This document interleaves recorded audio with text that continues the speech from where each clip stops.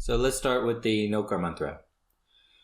Om Namo Arihantanam, Om Namo Sitanam, Om Namo Ayadyanam, Om Namo Vachayanam, Namo Luve Savasahunam, Esu Panchanamo Karo, Salva Pavapanasano, Mangalalancha Salvesim, Paramam Have Mangalam, Paramam Have Mangalam.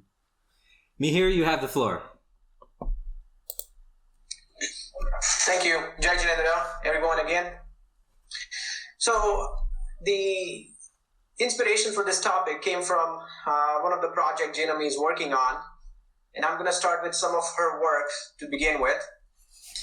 She did some research on forgiveness, and I think the two names came up in her search. One is Mahatma Gandhi, and other one is Nelson Mandela. I don't think any of those need any introduction, but this is what Nelson Mandela said: forgiveness liberates the soul, it removes fear.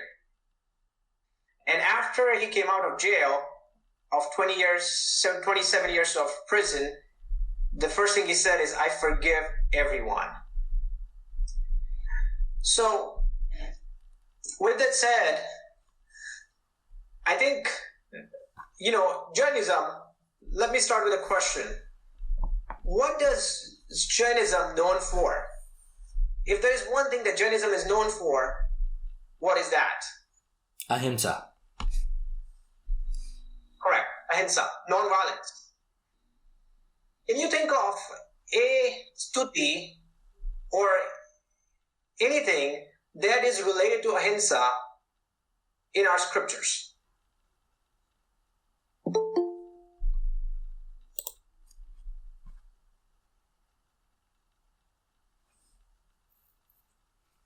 Well, isn't the Noka mantra related to ahimsa because we want to aspire to the qualities of the Panchparmesti? Yes, that's correct. That is, and pretty much everything we can connect to ahimsa, and that's why I think we're known for that. But let's think about it. If I say forgiveness, what is the first thing in Jainism that comes to your mind?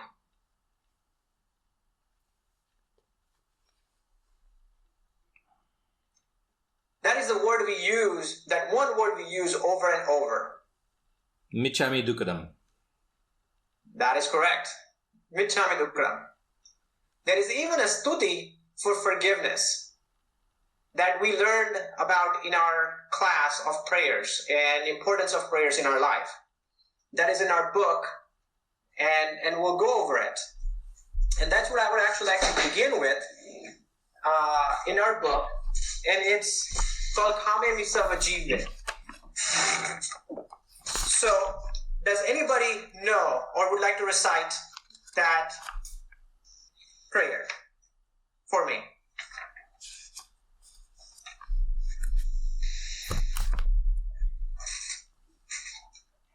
I'm sure somebody knows Kame Misava Jive. If not, let's find a page and recite together.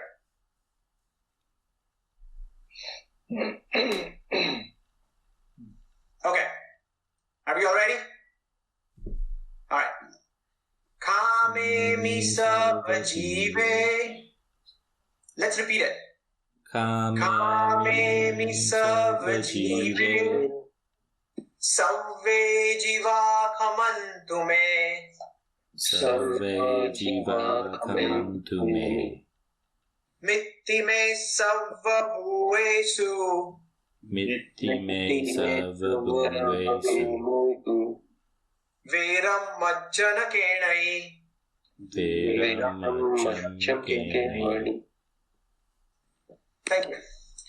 So, the meaning of this, and it's interesting that I think Aarti Auntie always does this prayer with kids. And now that I've studied this subject a little bit, I see the importance of this. So what it means is, I forgive all souls.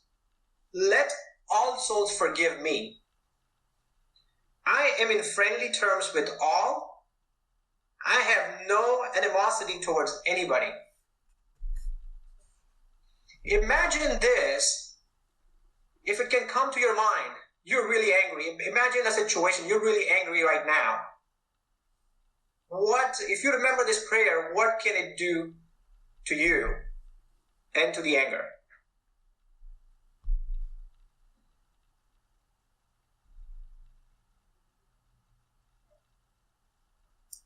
Try to calm you down. That is correct. So let me bring everything together now. So as we talked about, ahimsa is kind of the main principle, and I think forgiveness stands side by side and competes for equally important role in Jainism.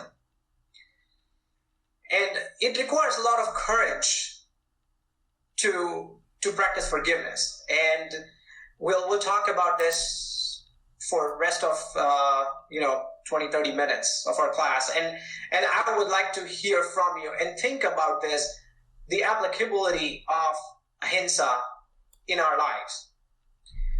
So I'll start with one of our previous class that we have talked about. If you remember about January last year, I think it was January 18th last year, that's what my note says, we talked about anger and the stages of anger. Does anybody remember there are 5 stages? Where does it start before we actually get angry?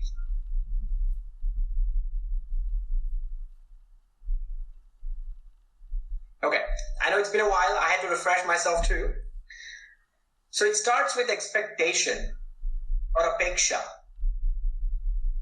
We have expectation from somebody, from ourselves. And when that expectation is not met, anger is created. We also have agraha means we want something. We don't get it, anger is generated. We have ahankar, which is also ego. And when that happens, anger is generated. We have some attachment to something, asakti. I want that, no matter what. That generates anger. And then at the end, the final stage of anger is akrosh. We get mad at somebody. Our kids, our teammates, our family members. And that's when the anger is generated. So you might be thinking that why anger first? The reason is that because forgiveness is antithesis to anger. If we can prevent anger, forgiveness is a cure that helps eradicate the anger. If we can catch ourselves into this 5 stages of anger and stop the anger, great. Power to us. But if we can't do that, forgiveness gets us out of that void of anger. From one of our first classes, or Timur, I think, have captured in one of the classes, I remember, or it came up. When we are angry, who is it directed towards?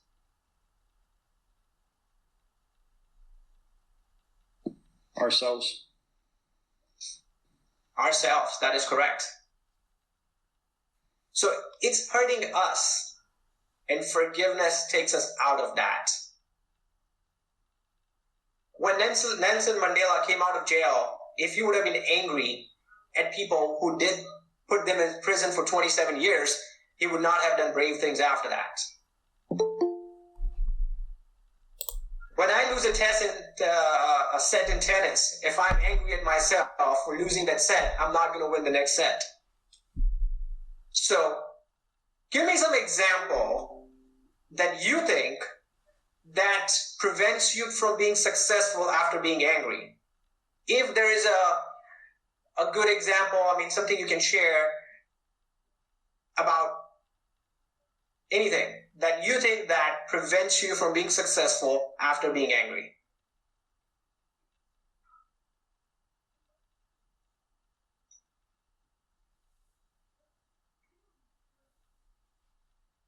I think with kids, right, if they act up or aren't doing something behaviorally that you're expecting them to, and you react with anger, it doesn't correct the behavior and it doesn't enhance the relationship, and you don't get the outcome on either side that you're looking for.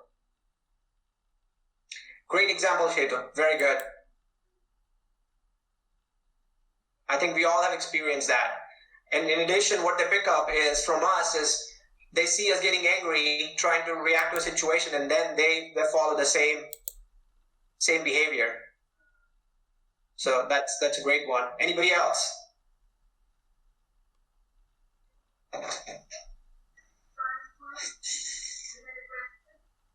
You see this in the sports all the time. You watch cricket, you watch something else. There is just a simple incident that makes a player angry or makes somebody, and then you generally see the results right after that, within few hours, some time, either it throws the wicket off or the bowler will throw the ball in the wrong direction, or the fielder. So you see this all the time. When the person is not in the right state of mind, the judgment, they cloud their judgment, and you see the results right after that.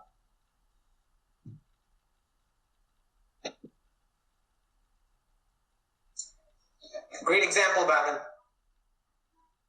Anyone else?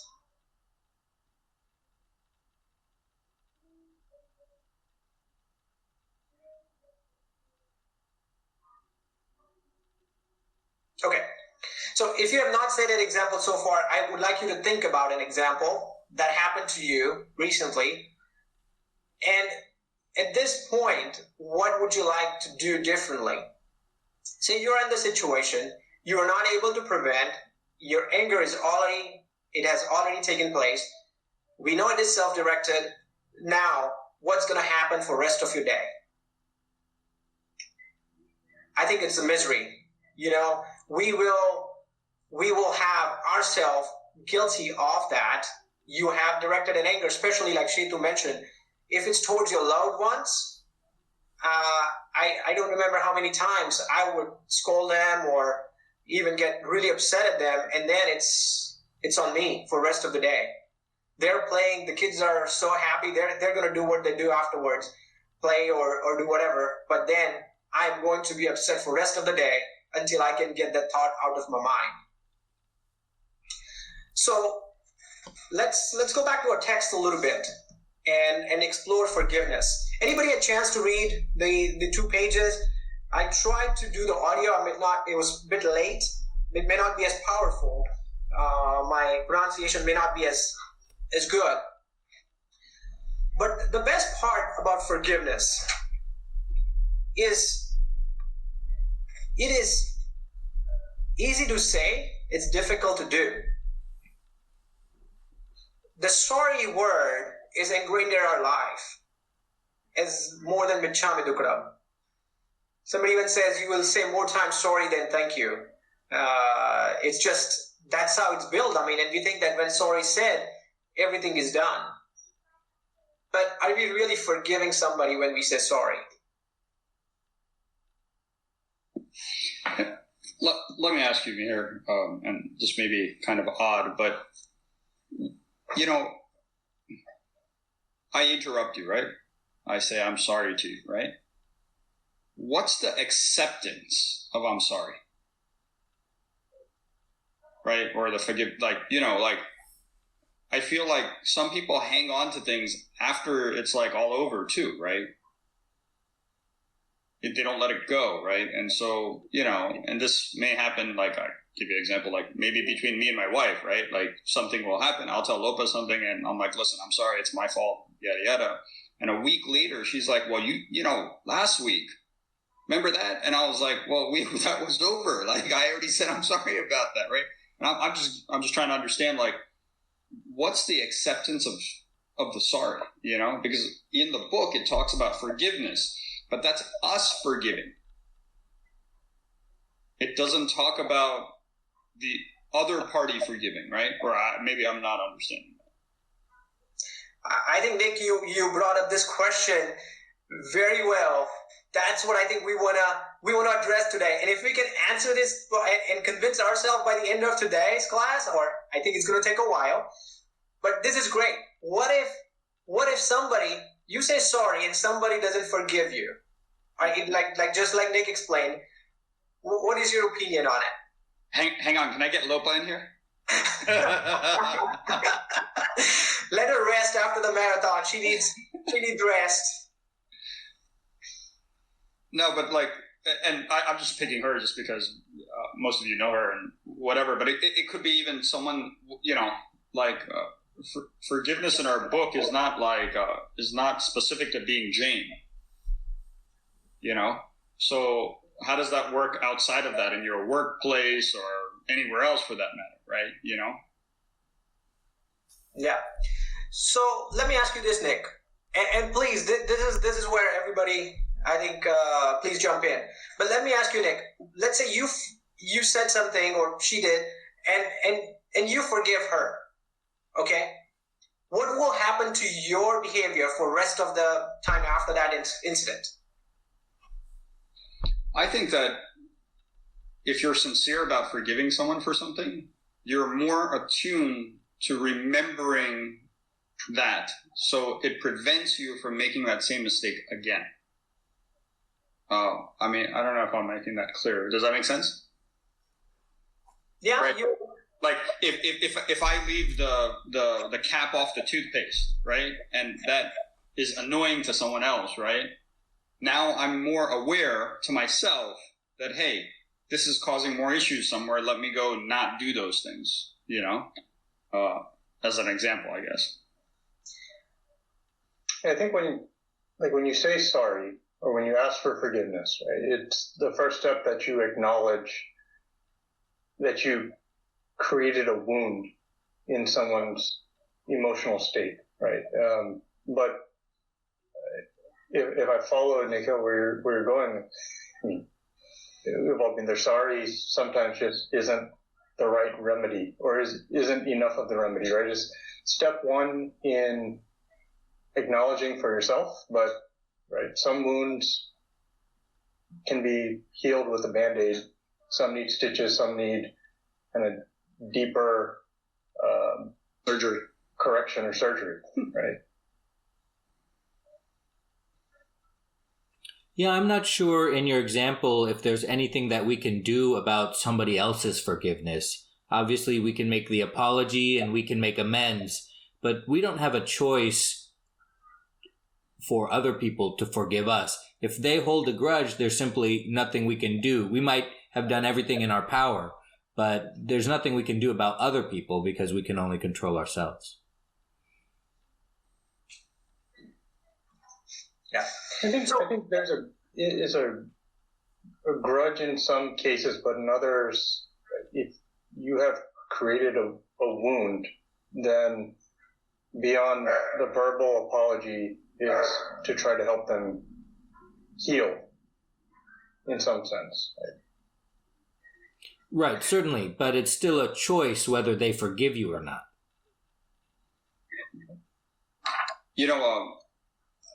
In my past company, we used to have we call them a life coach. Pretty much we would get our management team together, and there would be a day out of the month that we would put our cell phones away, and we would focus on strategy and business and stuff like that.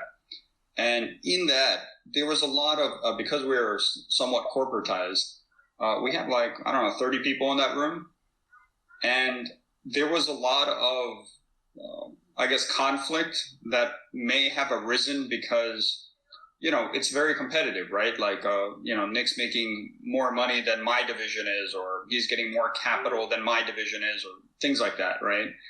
And one of the things that the life coach said was that if you have an issue with someone, instead of writing an email back and fighting over it on an email, go to that person's office, close the door, and hash it out,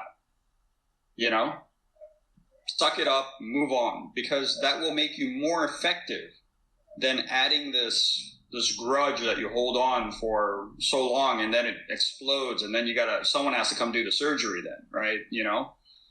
And slowly our team grew to going to do that.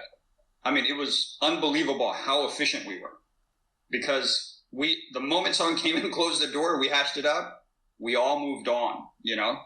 And that was someone else telling us to go do that, right? In a workplace environment. Maybe we can do that at home, where someone on the other side understands to go ahead and forgive that person, you know, or at least come to some compromise of the forgiveness, because forgiveness is one part that solves the problem maybe now, but it doesn't solve it actually just patches it, right?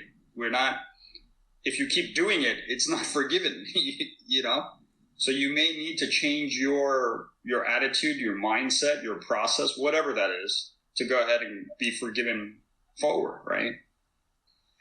So, I don't know. I think it's really challenging. I think Tim's right. Like, it's really hard for the other person to accept the forgiveness. And every time I talked to someone originally at the company, it was really hard, because you would sometimes walk away, and even though you poured out your heart and soul, the other guy's like, okay, cool, right? Like, it's like there's such a big disconnect. It's like, are they sincere enough to go ahead and say, okay, yes, that's fine? Or are they holding that as leverage for something else, right? You know? What if forgiveness isn't a choice, or it's not as much of a conscious choice as we think it is, or we're led to believe? And maybe I'm going down this wound analogy too deeply, but the people who are able to forgive sincerely and more quickly maybe have more tools to address and be more resilient to wounds, and to address when somebody has attacked or insulted or hurt them, as maybe other people don't have the same tools, or have not developed them, or the wound or the attack is deeper. And some people have childhood trauma, or in relationships, and there are different methods that it takes to address them, and sometimes it just takes more time to practice it, more time to learn and use those tools to scrape out the bacteria and let the healing take place. So, right? And then when it's healed, right, then you're able to get to that stage of forgiveness. So let me ask you, Setu, how do you teach forgiveness? Like, how do we teach our kids forgiveness? Not to take away anything that you're about to say to me here, so sorry. No, this is and I will add to Nikhil's question that how can we teach ourselves to forgive ourselves? So if we learn one or the other, how can we teach each other? Because now, if it's taughtable skill, like Nick explained, it was the effective strategy at corporate. If that strategy is effective at home, imagine a situation where nobody gets angry. Well, I think what happens is that the expectation changes and the communication changes, right? It's not that nobody gets angry. It's that you minimize the amount of chance of someone getting angry, right? So you become highly effective in communicating what's happening or what someone's thought process is, right? I don't know if this is a direct response. I mean, one way to at least de-escalate, right, or get on that's exactly that path is to teach kids or practice ourselves to take the intent, right? Don't project intent on the other person. Right? If someone interrupted me, right, it's what is the observable fact that I was interrupted? It's not I was interrupted because somebody likes the sound of their own voice and they just want to interrupt me. So if you don't project intent or assume what the other person was going through their mind, and just focus on what actually happened and what the impact of that is that gets more to the point of the remedy and the healing. Yeah. Maybe can we discuss something more towards reasoning why we should practice forgiveness? What are the benefits? Why we need to practice forgiveness? Yeah, I think okay. So let's take Nikhil's example. Nikhil, if I can use the toothpaste example and move on forward to what Bhavinbhai just said. So let's take it from there. So Nick, it happened. He leaves the toothpaste top open all the time, and it bothers Lopa. Now, Nick apologizes, says sorry, and he forgets about it in his own mind. Now he forgives Lopa for pointing that out. It's the right thing to do, but he forgives it. Okay, he accepts it. Well, now he has two choices: to keep that in his mind that he was pointed out that. So by forgiving, there's two things. One, you say, okay, I resolved that in my mind and with the other person. No expectation from the other person, but you have to resolve it in yourself that I accept that. I'm going to be conscious. There's two things. I will remember to do it next time, or I'll forget. But if you even do it, if you leave that top open multiple times and you get chastised, are you able to forgive yourself? That you're wanting to do, but something is blocking you from doing that. If you can do it over and over and over to yourself, that's forgiving yourself, my own self, if I'm doing that. The second thing is, if Lopa brings it up after a week, the same thing. And let's say you resolved it. Having a state of mind where you say that, okay, Lopa, again, my apologies. Even though you thought you had resolved it, if it was in her mind, your practice behavior, second time, third time, fourth time, every time, if you can manage the same, aspect where you forgive yourself, you forgive other, eventually that will propagate. Because let's say after the fifth time, you go up and say, okay, you've told me this 5 times and I'm not able to do it, whatever it is. And to me, even the 5th time or 10th time or 100th time, if you can forgive yourself, if you can forgive the other person, so it's a self-practice that's difficult, then I think we will all agree that kids learn from us and others learn from us. So if we can do that, I think that is one way of practicing forgiveness in our own life. It seems to me from your example that if you practice enough forgiveness, you'll never have to change. You'll never have to change in order to put the toothpaste top back on the tube because you constantly forgive yourself 100 times. So is that what we want? Is that the lesson? Well, it's a good point. And in trying to explain the point, that's leading in the wrong direction.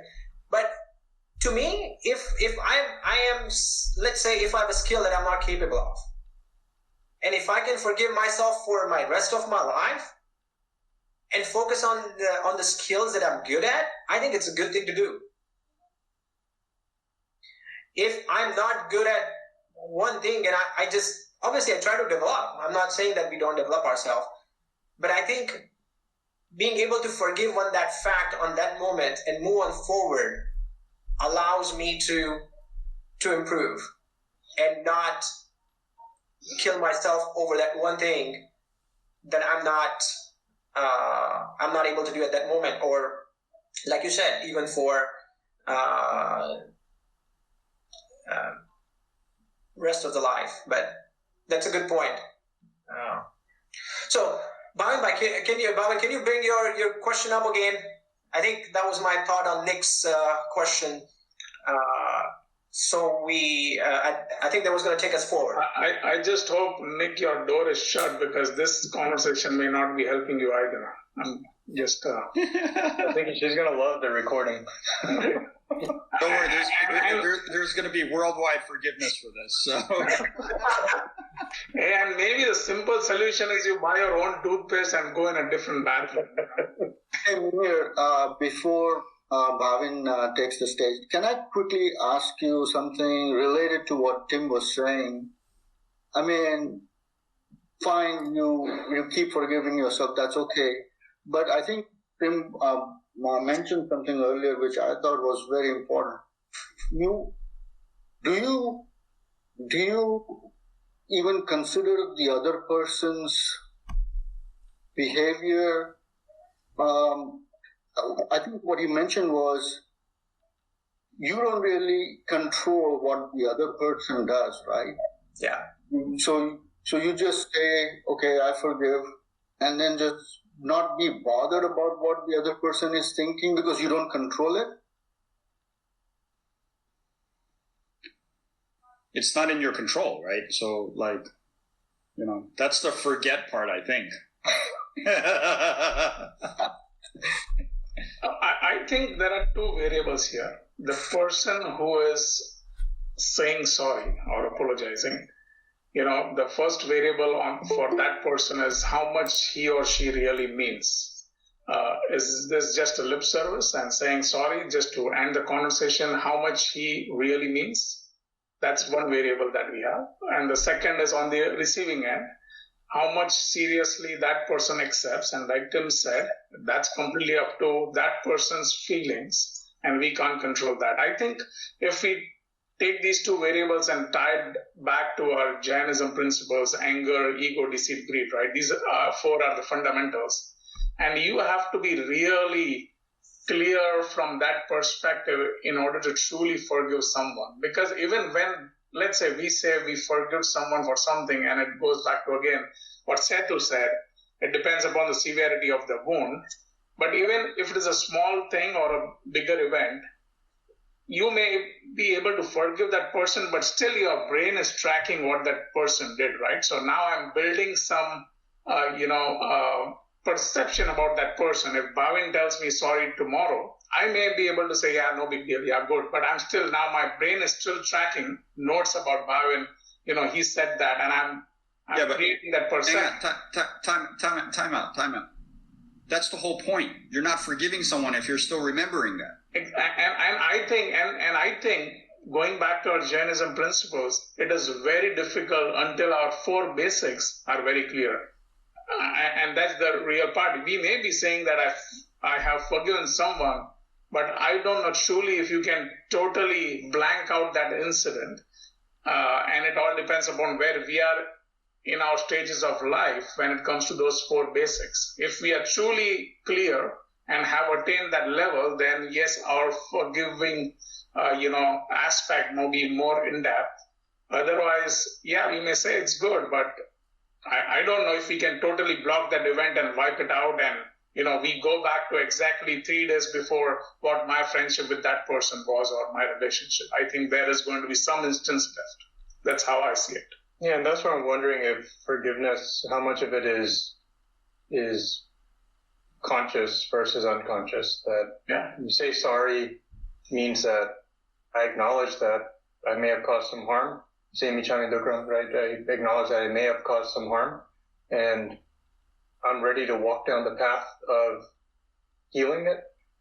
If someone says, I forgive you, right? It may still be stewing in their mind, and that they acknowledge that they want to move down that path, perhaps with you, right, of healing. But until it's actually healed, I don't know if the state of forgiveness can actually be reached. Paresh, to answer your question, no, I don't think just because you're not in control of whether someone forgives you doesn't mean you don't take their feelings or actions into account when performing your own actions, because that's what we do all the time, right? We always say ahimsa, we consider other people's actions. We're not violent toward other people. We don't want to cause other people harm. But just because we're not in control of whether they forgive us when we do cause them harm doesn't mean we don't want to take their them into account. Yeah.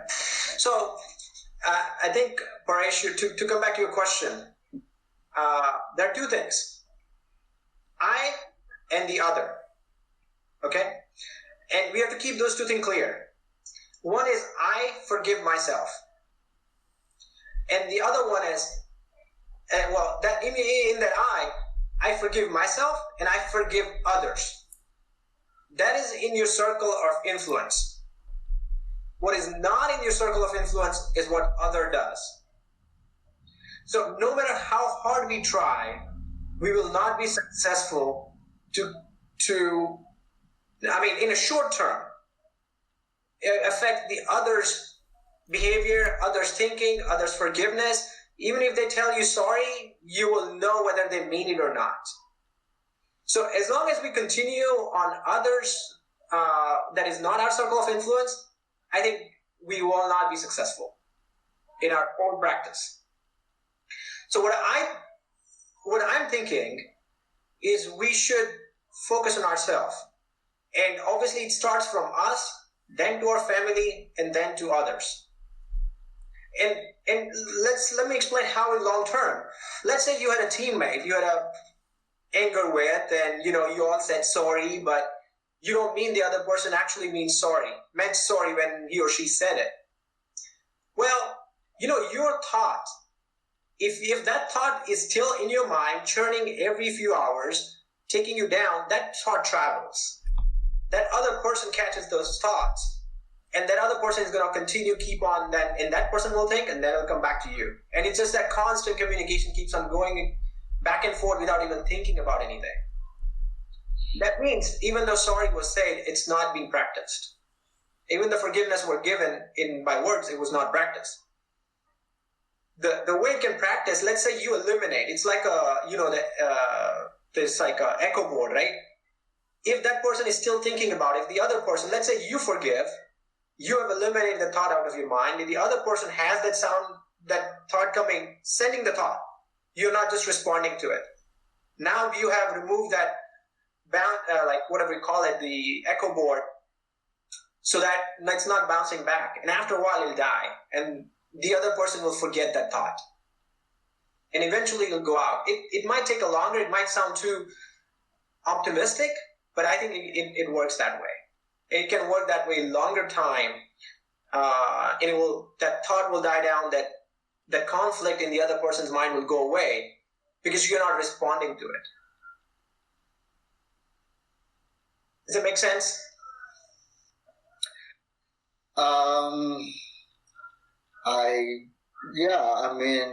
What you're suggesting is that you keep doing what you can control, and eventually the other person will come around, right? Eventually it makes sense. I think at some point that's the only alternative. I don't, unless you want to be agitated in your mind, I think that is the only alternative. So I guess you're right. But I do think, we are all human beings. We are all, emotionally driven. And to control that, to have that sort of control, it's a big deal. I guess that's where Jainism comes in, to help us get that control. Burish, you're not a human being. You're a soul. So it's not natural for you to have emotions such as anger, ego, deceit, and greed because you're a soul. I think we can keep it real simple. Yes, we can make it complex as we want, but if our approach to the life is to stay positive, look positive in others, look what comes across you as something that due to what your karma came to, right? So what I'm hearing these words right now is because of my karma, and the person across the door cannot hear what we are talking, right? So if you keep the life really simple on that aspect, in my opinion, is it will come naturally to you what you're doing it. You're never going to do anything intentionally. And I agree that time to time you beat yourself up. That needs to be kind of looked at it, because all it does is kind of slowing you down towards walking towards your ultimate goal. So you keep beating yourself will not help you where you want to be. Whether it is, short goal, that is just going from here to here, or going longer run, right? So if you keep the things simple, as if, the people around you, your nucleus family, the nucleus group, what we have, generally 9 out of 10, I would say maybe 10 out of 10 will never intentionally hurt you. By all means, their actions could be something you did not expect. Yes, it becomes like that. But then I think it becomes much easier to connect those dots and move on. Yes, it's going to be different in the office front, a little bit different in a friend circle, but for most of the time you spend, I would say 80% of the time when you're with yourself, I tell sometimes my kids, they come and tell me I'm bored. I say, look, if you're in your own company and you're bored, then you're in a bad company. You need to be happy with what you are and what you can do with something. So I think if we keep it simple, and have this, like we talk about, the ahimsa and forgiveness hand to hand, gets you the benefits of what you want to achieve for the long run, then I think it will be much easier to move on than to hold something or expect somebody else is holding against you, or you think they are still holding against you, they are not sincere. You did your part. I think you be conscious about what you're doing to the next step, and I think it works out, in my opinion.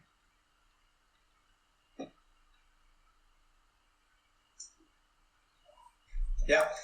So why again, I was thinking about it myself when I was discussing this topic with Karika. It's like, why do we have so many things about forgiveness in our scriptures and not ahimsa directly? I mean, obviously we say about ahimsa a lot, and we practice it or try to practice it in everyday's life. I think one of the reasons is forgiveness is not easy. I mean, here's a brain power in this room here, and we are still discussing. I mean, we are discussing because for a reason, it is not easy. We can, like Bhamin said, we should keep it simple. We should maintain it that, we don't have to go over things over and over, whether it's good or bad. But what we do know from Jainism standpoint, that anger, greed, deceit, ego, all those binds karma to our soul. And that keeps us into this human life or any other type of life. And our goal is to shed these karmas. And coming back to my original point, that, for every sickness, there is either preventive medication or cure. And forgiveness is a cure. Something we haven't reached that stage of mind where we're not able to control ourselves before we get to anger. Forgiveness is a tool for brave people to practice to overcome that anger that already happened in our mind and body. So we can recover out of it. So as the book says, the passion, and the one thing also to connect, we all think about 4 kashayas: anger, greed, ego, and deceit. But what I think about it now, that passion or greed, ego, and deceit actually leads to anger. So there's a single point of contact. So if we eliminate that one kashaya using forgiveness, then we're shedding our karmas. Okay. I think that's the part I only want to mention and let you ponder on that. Coming back to forgiveness, it's a powerful medicine for ourselves. And now I'm going to focus just on us, because that's only our circle of influence. Others we can't influence, we can't control, and only thing we hope is we propagate this kind of mentality by practicing it. Let me add Mahatma Gandhi's note. The weak can never forgive. Forgiveness is a tribute of strong. So let's think about it. Now we move on to a different stage. of, let's say we have control of ourselves. How do we forgive ourselves? What are the ways to forgive yourself? Something that you have practiced in past, something that have worked for you, something that has helped you to come out of a situation, whether it was your fault or not. Whether you forgive yourself or forgive somebody else.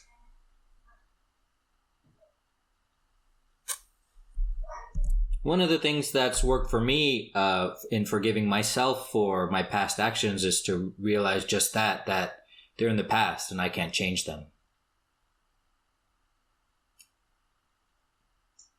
Yeah, Tim, were you able to resolve that in your mind? And then how did you resolve that thought in your mind? Well, if I made a mistake, then I can't spend my time ruminating on that mistake. I can only try to fix it using the present moment. If I spend my time ruminating on that mistake, it's a waste of the present moment and it doesn't help anything because that action occurred in the past, which I can't change. Yeah, that's absolutely right. What are the other thoughts? Hey, so Tim, follow-up question on that. So when you did that, did you see the desired result in a different, or let me ask you this, did you get a different result or did you just interpret the result in a different way? The result was the same. I interpreted the result in a different way because there was nothing I could do to make amends, and I interpreted it in a different way, and I told myself that I was going to change my actions to try not to make the same mistake again. Okay.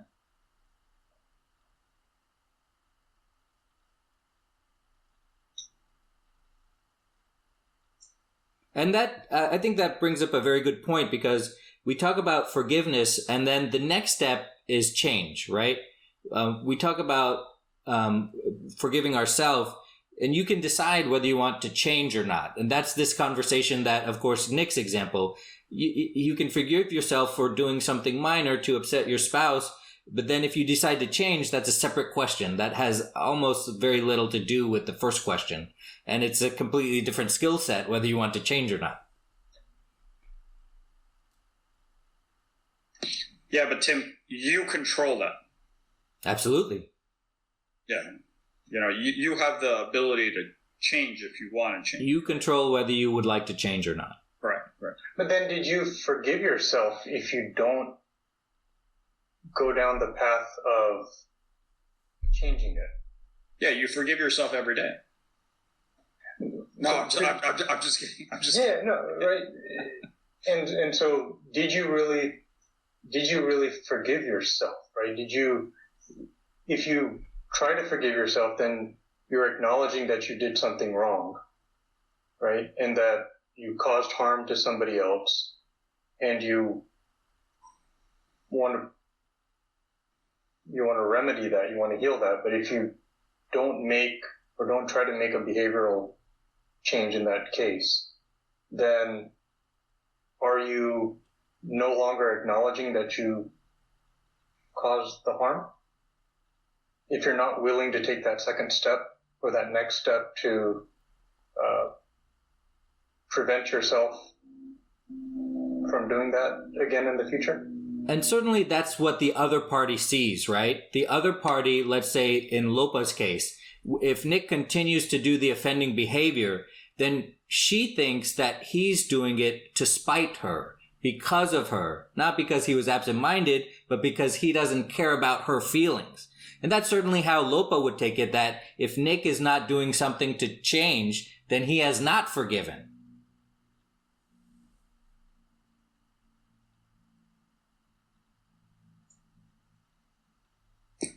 I think next time we're going to have to call Lopa to resolve this whole issue here. But, okay, to expand on that a little bit further, right? Let's say I'm not able to. Nick, I'm going to again pick you, and I might receive a difficult message later on. But let's say you're not able to change yourself. You choose, for some reason, not to change yourself. You go talk to Lopa and say, please forgive me, but here's my viewpoint. here's why the reason I continue to do what I'm doing. Either I'm not capable of doing something, or it's just something that's blocking me from doing that. So to me, that would be a part of forgiveness, and having a discussion and explaining the other person said, okay, I'm trying. And I think that will make a difference. Let's say, so after forgiveness, if you have a choice whether you change it or not, if you decide to change it, if you think that's the right direction, then okay, you are resolving that in your mind as well, that you're changing, and you're able to do it.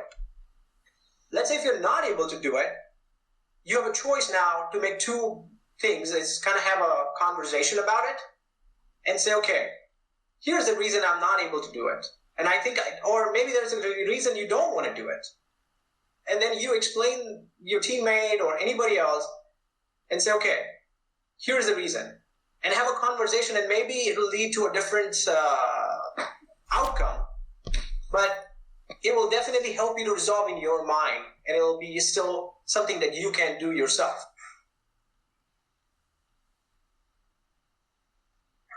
Like getting a toothpaste dispenser, so no need of a cap. Actually, I got a flip top. No, but I think going me here, even like our company coach that we had, he's like, a lot of times people get upset because they don't understand the circumstances of the thought process, right? You know, like you're doing something based on facts that you have that someone else doesn't know. And this happens in the workplace a lot, obviously, right? You know? And so the fact that you apologize to someone, but explain to them, because like we're all short on time, or we think we're short on time. And the fact that we are explaining to someone that, hey, you know what, we are, this is why I did this, right? They may not still accept your forgiveness, but at least they understand why you did something, right? And that's part of making that communication flawless, right? You know, now in my example, there's no thought process of why I do that, right? You know, but in our workplace, there may be 10 different reasons why we do something, you know. One, someone told us that. Second, you know, this is the path I was taking and this is what I saw, yada, yada, or whatever that is, you know. Okay. So I think let's bring things together. The things that we should remember from our discussion today. First of all, keeping it really simple, anger is not good for us. Do we all agree that anger is not good for us? Okay. Forgiveness is a quality of brave people. Not I said it. Mahatma Gandhi, Nelson Mandela, all are saying that and practicing it. Third, it is not easy to practice forgiveness. And that's why we actually have mantra for forgiveness. I don't think we had enough time to talk about what different things we can do, but I highly recommend memorize this Kame Misa with J4E. It's only 4 lines. And I can tell you, it could be a life-changing mantra for you. Last but not the least, that forgiveness is for I and myself and my own anger. Others are out of my circle of influence. I think if we keep reminding ourselves, and you know, if we can continue doing that, it will definitely help us to not improve on ourselves, but I'm confident improve our families and kids and wives that we all talk about all the time. That will definitely be useful for all of us. That's kind of my last comment, unless anybody have any other comments or suggestion or learnings.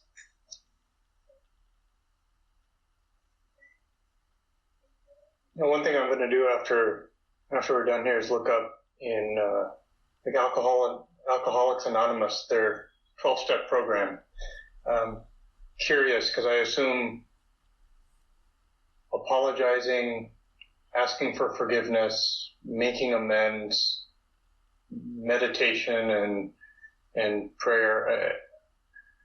I suspect all of those concepts are also part of that 12-step program, and I'm curious where along that journey, which I think many of us understand is a very long road, right? Where along those journeys those concepts fit. Mm-hmm. Yeah, Shego, please share with us what you find out about that. I think it's very curious and a practical application of forgiveness. Anybody else? Any thoughts? Any other takeaways?